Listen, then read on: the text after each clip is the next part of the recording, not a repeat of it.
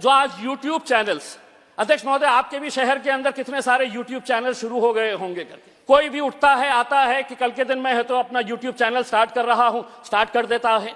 उर्दू है मेरा नाम, मैं खुसरो की पहेली, क्यों मुझको बनाते हो तासुब का निशाना। तासुब मतलब भेदभाव।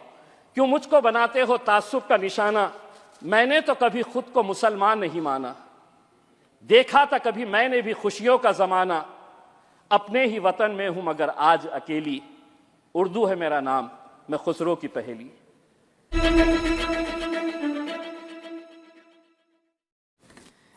श्री इम्तियाज जलील जी।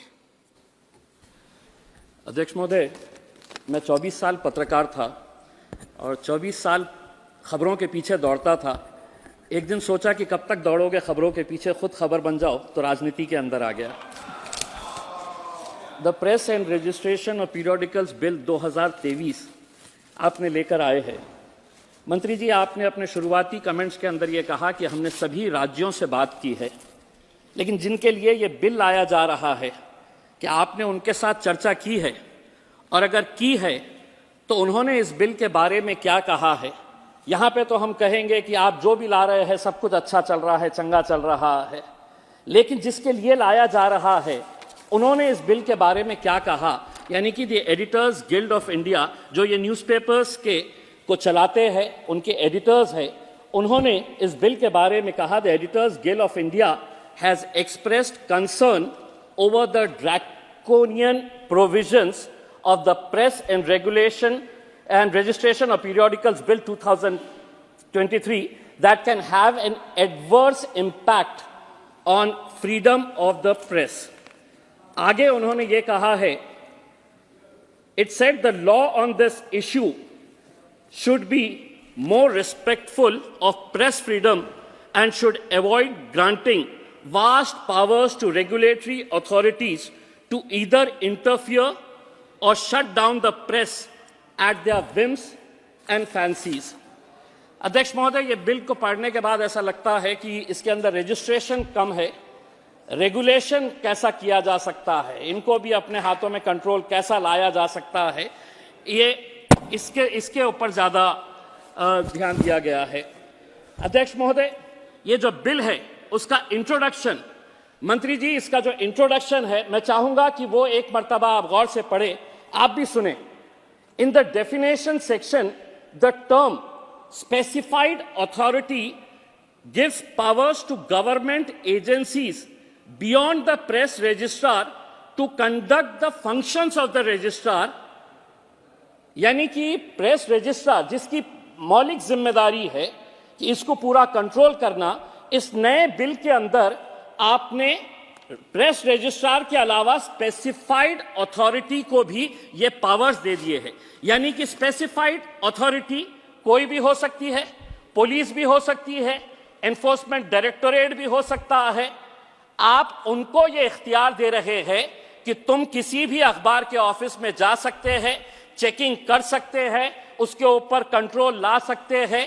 अगर प्रेस रजिस्ट्रार की ये जिम्मेदारी अगर वो नहीं निभा रहा है, तो क्या इसका मतलब यह है कि हम पुलिस को यह इख्तियार दे दें कि वो न्यूज़पेपर्स के अंदर, ऑफिस के अंदर जाए और चेक करे कि तुम्हारी कितनी कॉपीज निकल रही है करके।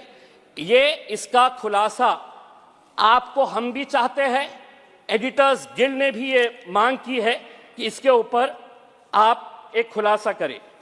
Section 4(1) and 11(4) allow the registrar to deny the right to bring out a periodical and cancel the certificate of registration of a periodical to persons convicted of terrorist act or unlawful activity for having done anything against the security of the state. मंत्री जी, आज UAPA draconian कानून का कैसा इस्तेमाल किया जा रहा है, कल ही देश के गृह मंत्री ने, अब इसको और आईपीसी के अंडर में हम कैसा लोगों के ऊपर कैसा कानून का दबाव लेकर आ सकते हैं।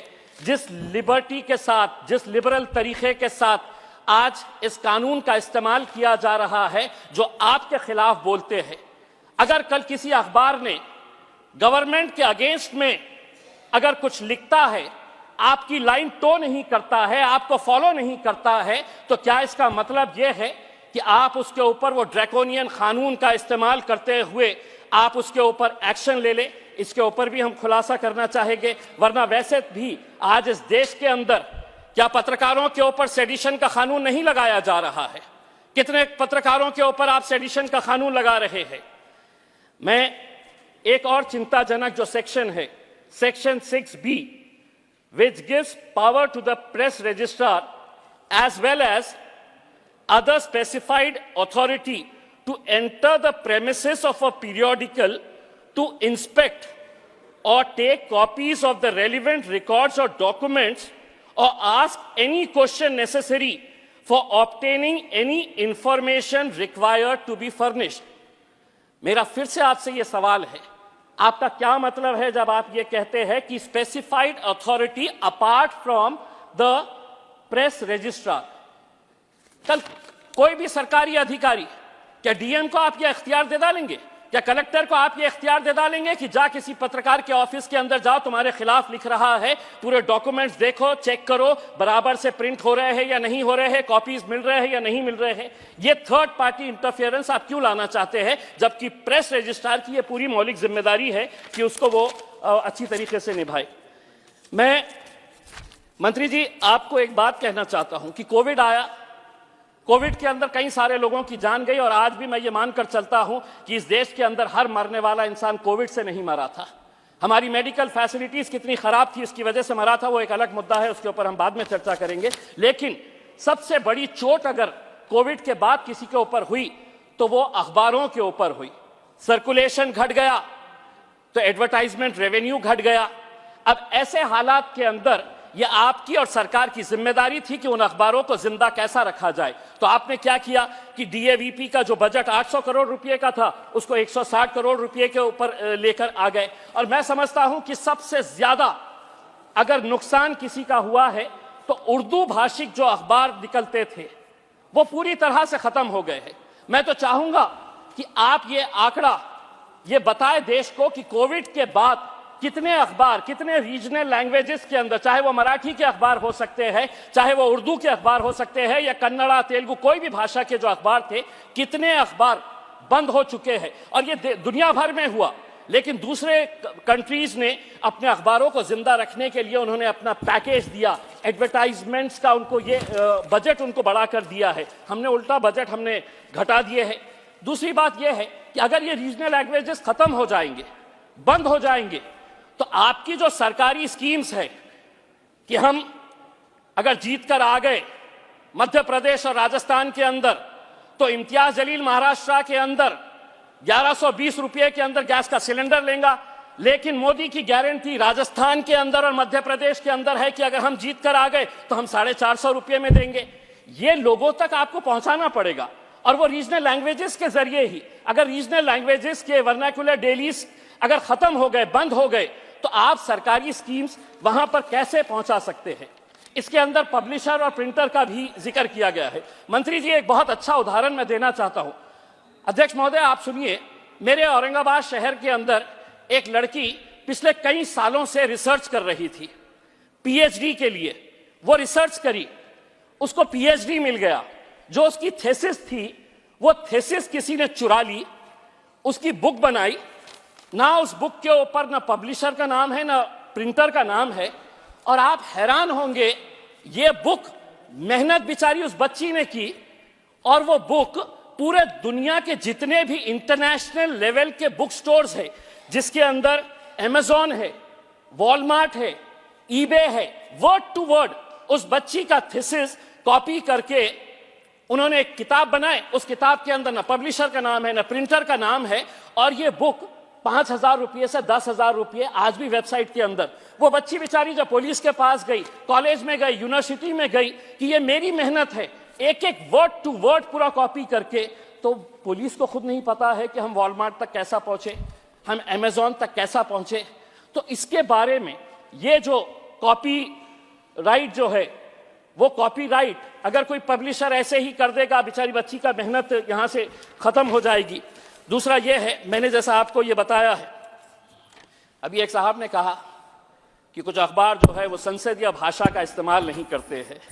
उन्हें करना चाहिए, बिल्कुल करना चाहिए। मैं भी पत्रकार था, लेकिन पहले हमारे संसद सदस्यों ने भी यह सोचना चाहिए कि संसद के अंदर क्या हम संसदीय भाषा का इस्तेमाल कर रहे हैं, और अगर नहीं कर रहे हैं तो उसके खिलाफ हम क्या कर रहे हैं, ये भी आपने बताना चाहिए। इस बिल के अंदर मैं मंत्री जी आपसे पूछना चाहूँगा, ये इसके बारे में क्यों नहीं जिक्र किया गया है कि आज हम जो डिजिटल मीडिया बहुत तेजी से बढ़ रहा है, अगर इसको कॉम्प्रिहेंसिव बिल अगर लेकर आना है तो आप इसके अंदर जो आज यूट्यूब चैनल्स, अध्यक्ष महोदय आपके भी शहर के अंदर कितने सारे यूट्यूब चैनल शुरू हो गए होंगे करके, अखबारों से ज्यादा अब हम व्हाट्सएप के ऊपर देख लेते हैं कि क्या खबर आई, किसी को इंटरव्यू देने का है तो हम, लेकिन क्या इसको हम रेगुलेट कर पाए हैं? कौन ले रहा है इसकी जिम्मेदारी? क्या कोई रेगुलेशन है इसके लिए? कोई रेगुलेशन नहीं है। कोई भी उठता है, आता है कि कल के दिन मैं है तो अपना यूट्यूब चैनल स्टार्ट कर रहा हूं, स्टार्ट कर देता है।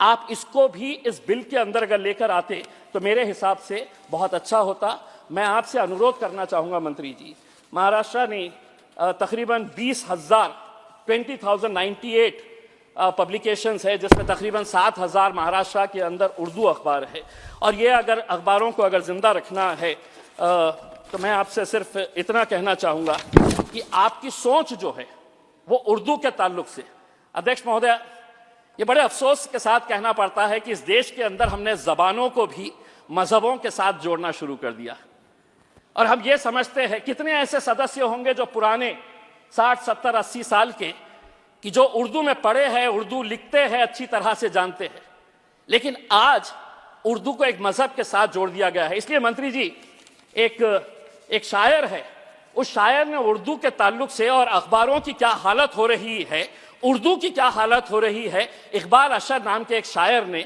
इस पूरी जबान को किस तरीके से आज दरकिनार कर दिया गया है। एक 4 लाइन है, मैं आपको सुनाना चाहता हूं। इकबाल अशर नाम का शायर है, मंत्री जी सुनिए गौर से। उर्दू है मेरा नाम, मैं खुसरो की पहेली, क्यों मुझको बनाते हो तासुब का निशाना, तासुब मतलब भेदभाव, क्यों मुझको बनाते हो तासुब का निशाना, मैंने तो कभी खुद को मुसलमान नहीं माना, देखा था कभी मैंने भी खुशियों का जमाना, अपने ही वतन में हूं मगर आज अकेली, उर्दू है मेरा नाम, मैं खुसरो की पहेली। अध्यक्ष महोदय, इन जबानों को जिंदा रखने की जिम्मेदारी, अखबारों को जिंदा रखने की जिम्मेदारी आपकी है। ये बिल मैं समझता हूं कि प्रेस फ्रीडम की आज़ादी को कुचलने का, ख़त्म करने का एक ज़रिया है। आपने बहुत सारे इंस्टीट्यूशंस अपने कब्जे में ले लिए हैं। मीडिया भी तकरीबन मेजॉरिटी ऑफ द मीडिया वो आपके हाथों में आ चुका है। जो बचे कुचे हैं उनको हम किस तरीके से कंट्रोल कर सकते हैं, ये बिल उसकी तरफ जा रहा है। और ये मैं अकेले नहीं कह रहा हूं, आप ये मत कहिएगा कि मैं विपक्ष के अंदर खड़ा हुआ हूं। तो मेरी ये राय है, जो एडिटर्स गिल्ड ऑफ इंडिया है, जो रिप्रेजेंट करता है हिंदुस्तान के हर बड़े छोटे अखबार को, उनके अगर एडिटर्स गिल्ड ऑफ इंडिया अगर आपको ये कहता है कि ये प्रेस फ्रीडम के ऊपर ये एक हमला है ये बिल का, उन्होंने ये मांग की है, मैं भी ये मांग करता हूं मंत्री जी आपसे कि पार्लियामेंट की सेलेक्ट कमेटी के सामने इस बिल को भिजाया जाए, ताकि इस मीडिया की आज़ादी को पिछले 75 सालों से हमने जिंदा रखे थे, आगे भी ये जिंदा रहे, यही उम्मीद करते हैं। Thank you very much.